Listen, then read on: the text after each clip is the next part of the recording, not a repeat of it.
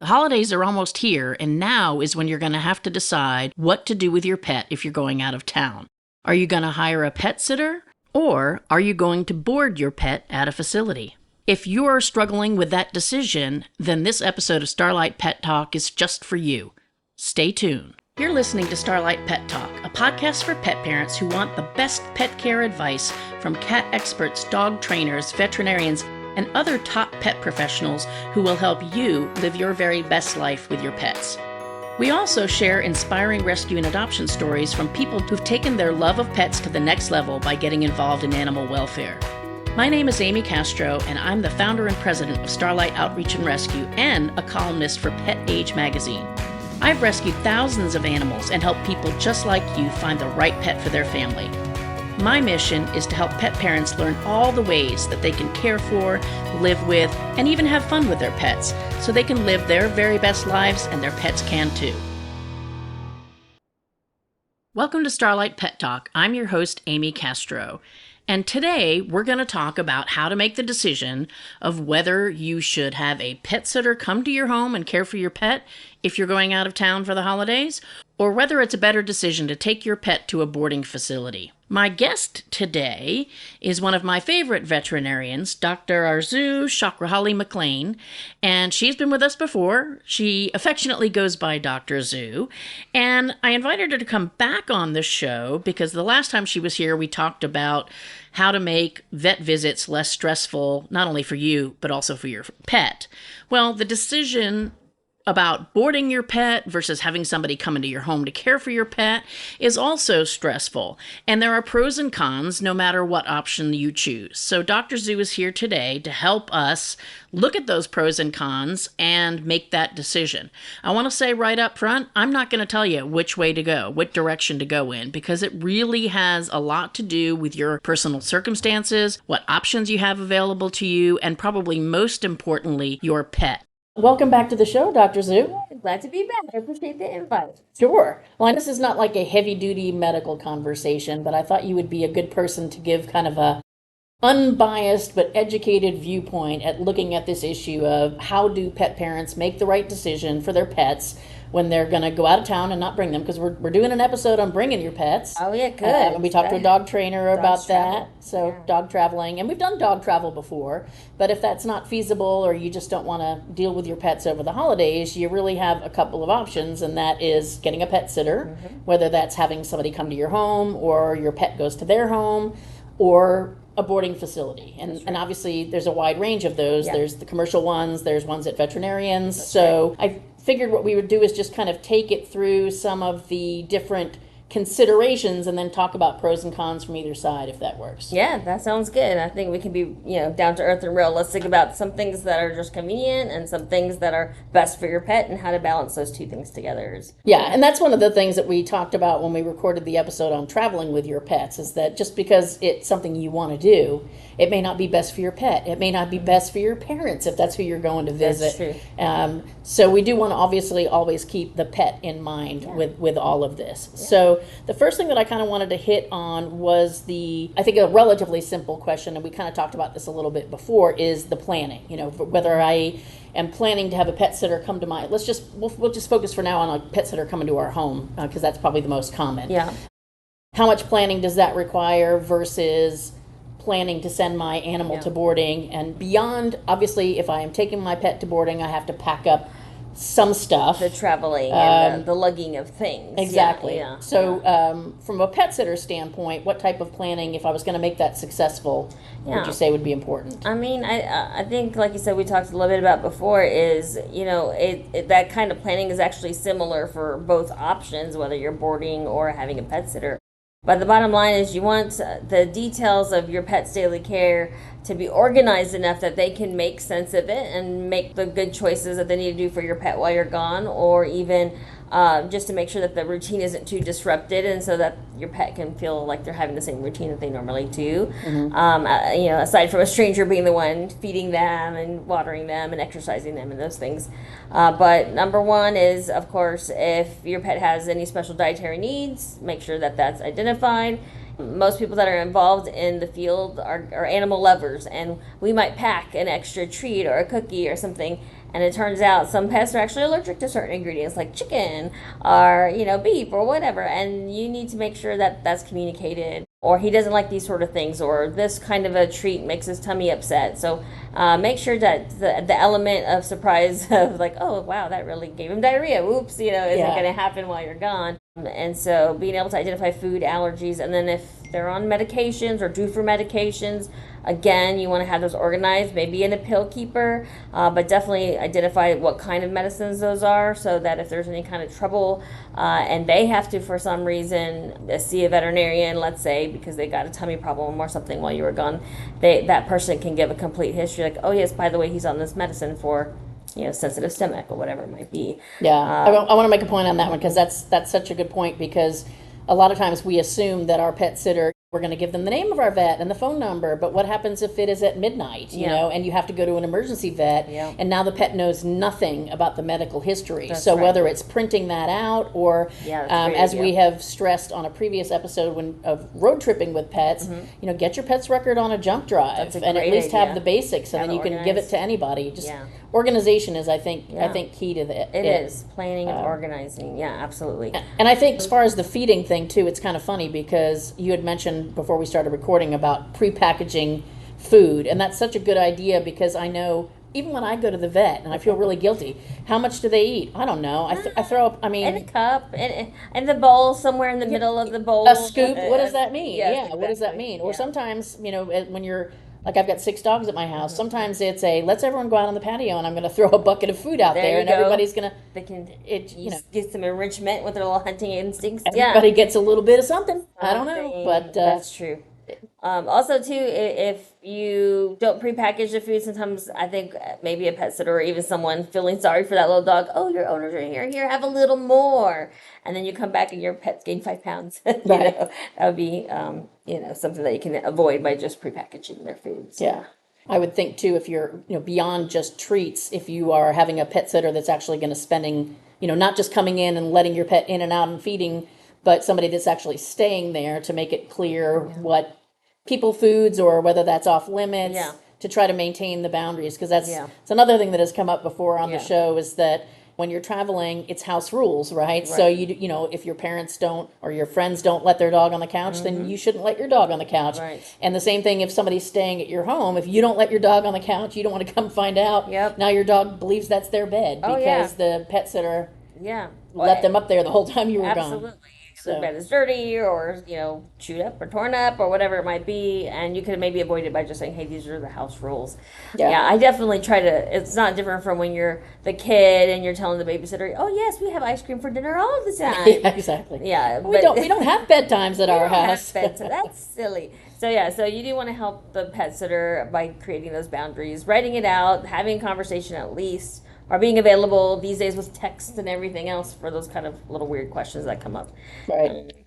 Yeah. What about when you're taking them to boarding? I mean, it basically almost all of those same things would apply for boarding. So it's not like it's less or more work, except that you would be taking things with you. Yeah. I mean, I think that's true. I think the one element that you may have to add in is, how well does your pet possibly get along with the other animals? Because, of course, now they're going to run into situations where there's a new dog or cat they've not experienced. So you may have to give a little bit more information there. And then sometimes another thing is when your pet is anxious, does your pet chew up toys or furniture or bedding? And in other words, could something like that get stuck in their intestines while you're gone? So that's going to be important to, if you know anything about that, to share that, especially at a boarding facility, but sometimes even people who leave their homes and their pets have, let's say, a little bit of separation anxiety or something like that, they can chew up and damage things. And so maybe a pet sitter or boarding facility are going to want to, keep an eye out for possible emergencies like that. Yeah. So when I was a kid, I worked at 2 different boarding facilities, and one of them was a really good boarding facility, and if you paid whatever it was, $10 back in the day for 30 minutes of playtime, I was out there doing playtime with your dog. And the other facility, you were lucky your dog got food and water. I mean, they got food, but it's like, I remember distinctly a dog that spilled its water, and it's like, well, then he doesn't get any more. And it's like, this is not where I need to be working. And I was a teenager, but I was like, I'm out of here. At least you knew as a teenager, that's... So, because there's such a difference in boarding facilities. And so I think knowing the details of what they actually really do, I know one of the bit of advice that I was given early on was to not only visit the boarding facility, but visit it unannounced at various That's a different great idea. times Yeah. because if they won't let you see what's going Yeah. on, then That's a red flag. that's a definite Yeah. red flag. You don't. And you should expect that, yes, when you go there at 7:30 in the morning, Yeah. it's going to be dirty and it's going to stink like poop. But it That's shouldn't right. stink like poop all day and No. be dirty all day kind of That's thing. right. So That's right. Yeah, I mean, if they ever are like, no, this can't happen, that should definitely be a red flag. If anything, they might say, hey, give us a minute, because they might need to move animals around for liability purpose. That maybe they don't want a dog that might nip at a stranger or something, and then they'll bring you back. That should be okay. Yeah. But yeah, as far as I guess proof of or getting a playtime or those sort of things. A lot of the facilities are doing amazing things like, you can peek in on the camera on your app on your phone. Mm-hmm. Not too different than some daycare facilities, things like that. Right. Also, I have clients when we board our place that want a photo of Fluffy in the play yard or whatever. It's our pleasure to take a photo and text it over to them. Yeah. Or a video or whatever format of communication we can do that. So, a lot of those places aren't going to have a problem with that. So you should feel comfortable to ask for that. And again, if they're like, we don't do that, that might be a red flag. Yeah. What about bringing, because I could see that I'm not one of those pet parents, but there are people who might want to bring every comfort of home to the boarding facility. Is that a good idea? It's not a good idea. Obviously, you want to ask the boarding facility what you're allowed to bring, but even if you were allowed to bring every item that you own belonging to your dog, what's the downside of doing that? Yeah, I mean, not only is it stressful to you, but those things can easily get damaged while you're there. They can get lost. I sometimes call our laundry area the black hole of bedding because there's just it's that red blanket with the speckles. There's 4 red blankets. Yeah. And so it's going to be a real challenge. And then again, sometimes pets get a little bit anxious, separated from home a little bit. And if you bring those things, I mean, there's a higher chance they could get damaged for sure. The other thing is if it's your job to have a boarding place, you're going to make sure you have comfortable things for pets. So for example, we keep lots of blankets and lots of beds and different kinds because some dogs like the little round fluffy beds and some dogs like just a little thin mat and some dogs like something with an arm on there. It's very much like a preference thing, and so we do keep a variety so that owners just don't have to bring their stuff. We don't want to be responsible for the damage to their things or the loss of their things. And I do remember again being as a kid, even at the good facility, when something got destroyed or just somehow when you're washing 15 loads of laundry a day, that so and so's blanket got lost or ended up somebody thought it was destroyed and threw it away, but you didn't care, you wanted to keep it like that. Right. So it just creates problems for everybody. Or can. And I don't think it makes that much of a difference to the animal, and that's really the main thing is we want to balance again what's good for our pet versus what's comfortable or convenient for us, whether it's worth it to lug all that stuff or not. Right. And so what about moving on from just kind of prep, and I'm sure we'll hit more prep issues, but what about your animal's personality or their level of socialization? How much should that play into that decision? For sure. I mean, I think if there's a facility available, and they all come in different varieties. As you mentioned, some are attached to veterinary hospitals, some are attached to training groups and training facilities. They have a trustworthy system of evaluating how dogs socialize, and your dog likes to socialize. Well, that could be a little match made in heaven. It's like, great, my dog will actually enjoy going to a boarding facility where they can get some socialization, and I can trust that the people there know what to look for. Is my pet get along with this other pet, or these other pets going to potentially, get into a fight with mine or anything like this? So, right. So that could be good. But if you know that your dog is kind of nervous about other animals, even strangers, then again, maybe leaning toward a pet sitter is your better option. And even in those situations, setting up multiple meetings potentially with your pet sitter before they even arrive so that this maybe more little nervous animal will be able to adjust. Oh, it's this person that comes over now, and then I know this person. Mom's okay with this person, kind of a thing. And so it's a little bit less overwhelming. So yes, definitely know your pet's personality, and usually your pet's personality more than anybody else. So if you think, man, they would just love to go and have a blast with all these other dogs, great. And if you don't think that's the case, then maybe do a little more hunting for a pet sitter. Yeah. And I think, we mentioned about doing the due diligence and visiting, and we could do a whole episode and probably put some links for advice on choosing, because I didn't want to turn this into a how to choose a boarding facility or how to choose a pet sitter per se, just to start thinking about the different options. And once you've decided, hey, I'm leaning in this direction, now you need to do your homework in deciding what makes a good pet sitter or what makes a good boarding facility. And like I said, we'll give you some hints, but I think having that pet sitter visit can give you a better idea of, because there's pet sitters who are professionally trained pet sitters who have medical background and CPR and all kinds of other stuff, and then there's the kid that lives down the block, and there's that is 14, and there's a difference. And the kid down the block might be perfectly fine, depending upon your pet and your situation. That's right. And in other situations, it's not going to be sufficient. Right. Like, for example, knowing your pet's health status. Okay, this pet doesn't have any illnesses. He's not on any medications, and he's well socialized, and whatever it might be, then maybe the kid down the street can handle something like that as long as they have an emergency phone number, But yeah, if you have a senior pet and he's on heart medications and, certain things. Your cat needs diabetes shots. Yes, insulin injections. I mean, insulin can be dangerous given the wrong way, for sure. Then you may want to lean toward a person who has maybe some medical training, as you're saying, that usually that kind of a pet sitter is pretty happy to announce that they have those skills and proud of them, and they should be, because it does take some hands-on learning and education. You might look for a pet sitter at a veterinary facility. You might say, hey, do you have any staff members at Pet Sit? Then for sure you have somebody that, if you have an ill pet, that they can keep an eye on those illnesses and know kind of somewhat what to look for if something's going wrong. Yeah, that's an excellent point. What about cats? Yeah, good question. So, I mean, we really know cats. Or other animals like a bunny. Yes, exotic animals. Probably not too dissimilar from looking for people who are experienced, let's say, in the medical field. If you have an ill pet, same thing is you may want to have a pet sitter that's going to have some experience with cats or exotics, depending. Most of us don't think of cats as super social. I mean, there's a small percentage of cats that just love being social and going on the leash and that sort of thing. The most prefer to be home, and if it's possible, I think that it's going to be more likely that a pet sitter is your better option for a cat.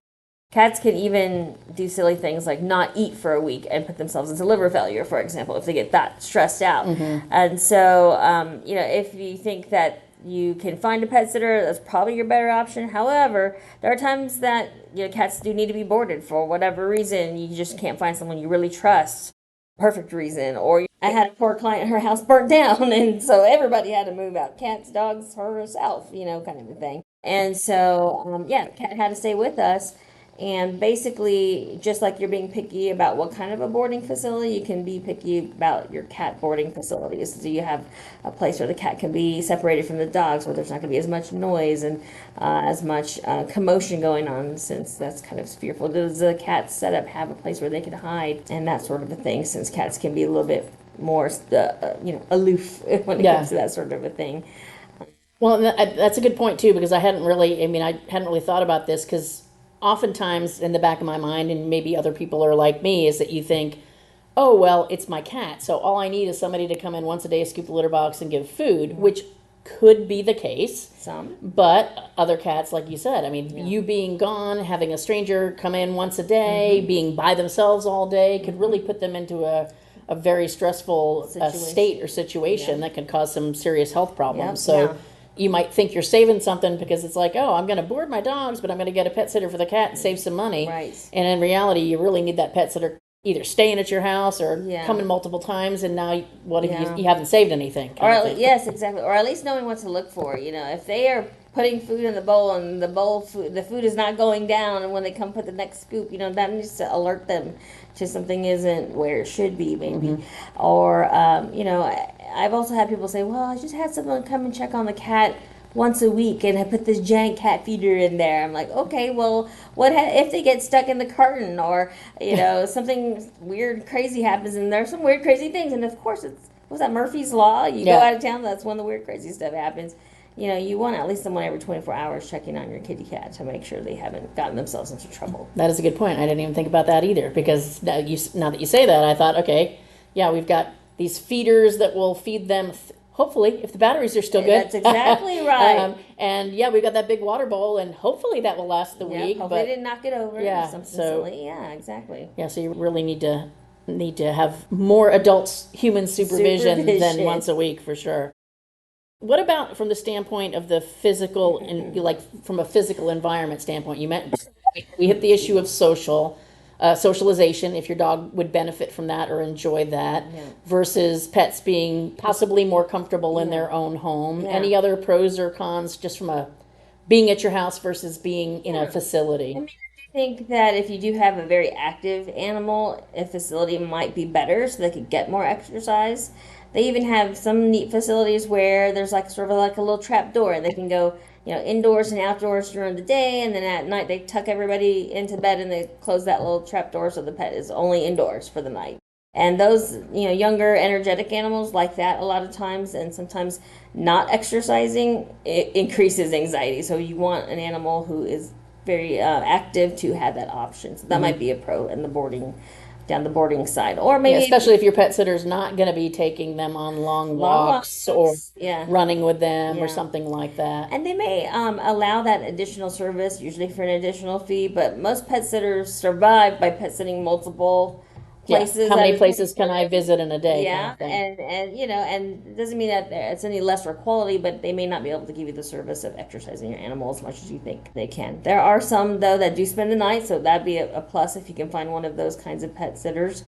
I think that's going to depend on the animal if they really are excited about that. I would say, just from listening to some of my coworkers at Pet Sit, I would say maybe 25% of those animals, when the person stays the night, that pet actually hangs out with that person. But a lot of times I go, she just went to her bed and ignored me, kind of thing. Or I never did see the cat, but the bowl was going down. Yes, exactly. So, you may consider whether that's worth it or not. That's the kind of thing your animal would really want. Yeah, that's a good point. Like I know for us, we never go anywhere together because to try to find somebody to not only watch the inside critters, but now we've got chickens and horses and barn cats, and now I need a ranch hand to come out here and take care of my animals. That's exciting. That's exciting. So it would be. Well, you can't go anywhere together for that reason. No, we take turns taking trips. What about the person's like the actual individual or the staff qualifications? Like, are there certain things that we would be looking for in either? Yeah. Well, I mean, again, if your pet has certain needs, that's where you're going to want that sort of to match up. So, for example, we talked about some medical needs. Of course, a lot of these boarding facilities and veterinary clinics are kind of hand in hand. So that could be helpful for an animal that may have any illness or propensity for illness, or just even a senior, like a little decrepit poor little thing that's 10 years old, might need to be somewhere where a veterinarian can be there in case there's an issue. And then in your social guys, you might want boarding facilities. Some of those are trainers and hand in hand with the boarding facility, and so maybe while they're there they can actually get some additional social skills, or maybe some training while they're there as well. Or at least some kind of enrichment, kind of like you were saying, I'll throw the food out in the yard so they can kind of pick around for food. That's called enrichment. And a lot of those boarding facilities have people that are specialized in that kind of training or socialization type of skills. And that could be really good for your pet's brain, as well as just keeps anxiety down because they're learning new things. They're distracted by something fun, you could say. Right. Well, and then theoretically, if you were paying the pet sitter to hang out at your house for a while, like not just come in and feed, but to spend a half an hour. But I think people need to be prepared that those extra things are probably going to cost you extra, and they may be well worth it. Time is money, but you're right. You get what you pay for sometimes. That's right. And I like the idea. I mean, that's one of the reasons I have not boarded my pets for a variety of reasons. But when I have, I've always kind of boarded at the vet, because and the vet may not have the fancy facilities that some of the boarding facilities do, but I always just felt like they're not going to be the kind of people that aren't going to take my pet out 3 times a day like they say. And if there's a medical issue, there's obviously medical professionals there. So that always gave me a level of comfort. But not everybody's vet does boarding. That's true. And not everybody's vet are you going to be able to get in. And by the way, just a little side note, if you didn't already know this, whatever you decide to do, plan ahead. Don't think you're going to call the week before Christmas and get anybody to help you with anything. If it's going to be around a holiday time, easily a month ahead is a good idea. Yeah. And realize that probably, I mean, man, maybe this is wrong, but probably the better the place, the more popular the place, the harder it's going to be to get in. And so if you find something the day before Christmas because you decided you're going to go out of town, you may just have gotten lucky because they had that one spot open. It's time to tour the facility. You That's a great drop-in visit. You definitely want a tour if that's the place that has lots of vacancies at the holidays. Yeah. One of the things, and another reason, in addition to having that medical expertise, but I think the accountability, and it was kind of like I mentioned to you before when I was talking about this, reminds me of picking daycare for my child, who's now 30. But when she was a kid, I was very torn about whether she'd be better off being at home and paying somebody to come to the house, or bringing her to Miss Susie's house, who only had 3 other kids that Miss Susie watched, versus taking her to a daycare with 40 kids. And I personally opted for the daycare, and one of my deciding factors was the fact that there were other people around, as opposed to just Miss Susie doing who knows what, and just being really concerned that nobody else is there to keep an eye on Miss Susie, or to keep Miss Susie on her toes, or to say, hey, did the toddlers get their lunch yet, kind of thing. Yeah. And accountability is good in a lot of ways, and so certainly other people, but now with our fancy technology, nanny cams and all those things. Yeah. And I would probably, if let's say you wanted to do the pet sitter route and you wanted that accountability, you might just tell them straight up right off the back. We have our cameras, so just to let you know, we'll be peeking in here or there. So if you do peek in, they're not walking around naked, for one. Yeah. Or that also, that just kind of makes them feel like, hey, I better be on time. I better be there when I say I'm going to be there, right? I better make sure that the place is kept clean and things like that, not just last minute trying to clean it before they get there or whatever it might be. And I think that's a good point that you said. I mean, I'm sure there are people that would have an inclination to just put the cameras and not say anything. And obviously, you've got the issue if you got a person that's staying over, they might be running around in their drawers because they think they're by themselves, and that would obviously be very inappropriate and unkind for you to do that. Correct. But I think just being above board to say, hey, we want to be able to, we know you're not going to be here 24/7, or, and we want to be able to check in and see how Fluffy is doing, and just so everybody knows the cameras are there, and everybody's on the same page. Yeah, exactly. It might actually heighten their accountability even more, so why not, the responsibility level. So, I think it's a great idea. I mean, even plenty of people use those for just when they're at work and their pets are at home, and I think definitely seen people find out things, and thank goodness that they had those little cameras for different reasons. Like, I was wondering where my medicines were going. The dog was getting into them, or whatever it is, and that could have been a dangerous thing, for example. Yeah. Okay, so let's talk about, one of the things that I've always thought might be an advantage of having a pet sitter come in is, especially if you could get somebody and you were willing to pay for somebody to come and stay at your house. It's beyond just being there to water the plants, but to be there 24/7 in case something happens with your pet. Yeah. Do boarding facilities have that same? Because, I would assume they don't have people sleeping over, but some might. I don't know. Some do. I would say maybe 20-30% of them maybe have that. You certainly wouldn't hurt to ask. And there are some things that can happen overnight, that it would be nice to have someone there. Or at least if they might say, we have video surveillance or something, and someone's actually surveilling, that would be nice. But there's a few places that have things overnight. The scariest one, and I don't like to throw scary things out there just to make people anxious, but there's a common problem in large breed dogs where their stomachs can actually twist and they can pass away from that.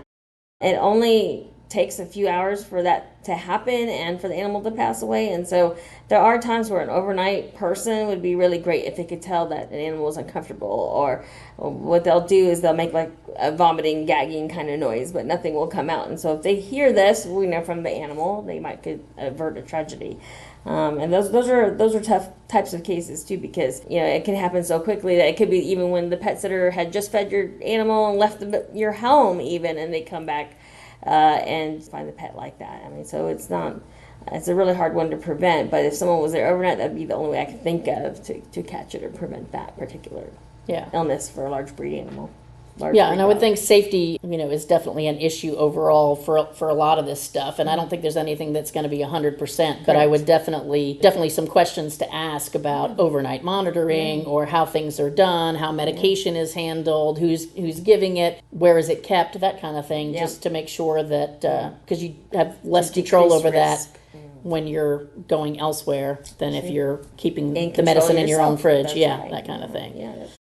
Let's see, anything else that we can think of as far as pros and cons or things to consider? I do think it's a kind of a cheesy phrase, but the whole you get what you pay for kind of thing. I think you can find very expensive or higher costing pet sitters, and you can find very expensive and higher costing boarding facilities. And a lot of times the reasons that those are the cases is because maybe they do have people that have expertise or experience, whether it's medical or socializing or training or whatever it might be. And so, Or the equipment, or the monitoring equipment, the equipment. number of staff, the amount of services available as far as like exercising or enrichment goes. So, I would definitely just check into, if I'm paying this much, what am I getting for it, kind of a thing. And I think definitely checking references. Don't just rely on, I won't name any particular companies, but don't rely on reviews that you see online. I mean, right. I will admit, I always look at those, and of course, At least with a grain of salt. Yeah. yeah, but I always go to the negative ones. Yeah. And that's terrible to say. I mean, and we've had some at our own rescue, and it's like, what are the worst case scenarios that could because be? a lot of people, could be saying good things about it. They could be friends and family and things, or they could be legit customers. But the negative ones, I look for the specifics, and if there's something that's legit there, I might even ask them about it. Hey, I had read this review; it concerned me. Yeah. Can you give me more information about that? In the grand scheme of things, the bad side of reviews is that there's only two types of people that are motivated to review to leave reviews. Yeah. People that are super super happy and care enough about you and your business to take the time to leave a review. True.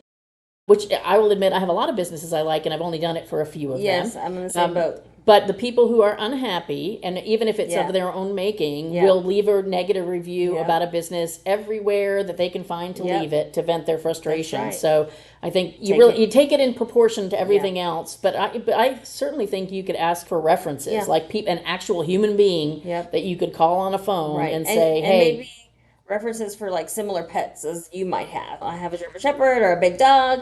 I need a reference for other people who have big dogs because it is that you've taken care of or that have been at your facility. Yeah. It's a total different ballgame when you're talking about a little Chihuahua. That Chihuahua doesn't want to play in the yard and go for, play times with a bunch of other dogs. He just wants to sit in your lap. The German Shepherd, they're going to want to get out there. They want to get dirty. They want to dig in the yard a little bit. So those are the kind of references you want that are going to have the same kind of activities that your animal may be wanting to do, good and bad. Maybe I have an anxious pet. Do you know anybody else with an anxious pet that boards here, and how do they like it? Can I get them as a reference? Yeah, one other bit of advice that I would say might be a good way to help you make this decision would be don't wait until you are taking that big European family vacation and you're going to be gone for a month. But maybe even you're not going anywhere, or maybe you're going to go visit your parents for the day or your sister across town and get the pet sitter to come that day. Absolutely, or you're not even going out of town, but pay the money to board your dog overnight or for the weekend and see if your dog comes out like a wreck on his nails or like or he doesn't want to leave. There's a difference. And I've literally had a nice boarding facility where I left my dog and I'm like trying to walk out the door and he's trying to walk back in. Yeah, he didn't want to leave. Like, okay, that's a good sign. It makes you happy that that's the case. And then the same thing with your pet sitter. Absolutely, you can have them come over, like you said, a day and watch your animal. Or a lot of these facilities even have just day boarding. They're not there overnight, but they're just hanging out for the day to play and come back home. And sometimes if you do that in little short spurts, it kind of helps the animal adjust a little bit easier. That's a good point too. Anxiety-wise, Yeah, because I see that one of my favorite videos that's on. I'm sure it's on a variety of platforms. I've saw on TikTok, and it's this doggy daycare that goes and picks these dogs up in a bus. Oh, I love And the that. dogs come out, it must be in like Alaska, or maybe it's just winter, but it's really snowy. Snowy, okay. And they're all like snapped into their school bus seats, and they're so happy to get on that bus, and they go to their seat. And it's like, that dog obviously enjoys going there. It's not like the owner is stuffing it on the bus against its will. Yeah, and that's really neat, And sometimes it's the ride itself that they love. Yeah, I mean, like, how dogs are about cars. Some of them are like, and some of them are like, no. But that's a good way to tell if that's a good experience for your pet. Is that, are they dragging you in or are they dragging you out? Yeah. That's a great idea. I think, too, if you do have an anxious pet, whatever situation you're talking about, whether it's pet sitting or boarding, but usually it's going to come up more in a boarding situation, is be open to, hey, can my vet send something for keeping him calm, and can y'all do that? Well, hopefully we've given people some food for thought. Again, I didn't want to go into this episode basically trying to lead people to one or the other because I don't know that there's a right answer. I think the right answer is the right answer for your pet and your situation, and also what your options are. You know, how many pet sitters and how many boarding facilities you have to choose from in your community where you live. But hopefully this will give you some things to consider along the way so that you make the best decisions so you can go off on your trip and relax and not be stressing out about your pet while you're gone, and your pet is safe, secure, happy, and healthy while you're gone. Actually enjoy yourself, and they can enjoy themselves. Like, you're going on vacation, so are they. Yeah, they get a little mini vacation. That's a good thing. They might need a break from you. Who knows? That's right. I know that's my daughter says when I go out of town. She Gives her a break from me. me. Yeah, exactly. All right. Well, thank Dr. you. Zoo, thank you for being here again with It was us a and for joy. your Thank you so much. wisdom and insight. Good And times here. thank you all for listening to another episode of Starlight Pet Talk. And we hope you enjoy some happy travels this holiday season. Yeah. Thanks for listening to Starlight Pet Talk. Be sure to visit our website at www.starlightpettalk.com for more resources, and be sure to follow this podcast on your favorite podcast app so you'll never miss a show. If you enjoyed and found value in today's episode, we'd appreciate a rating on Apple. Or if you'd simply tell a friend about the show, that would be great too. Don't forget to tune in next week and every week for a brand new episode of Starlight Pet Talk. And if you don't do anything else this week, give your pets a big hug from us.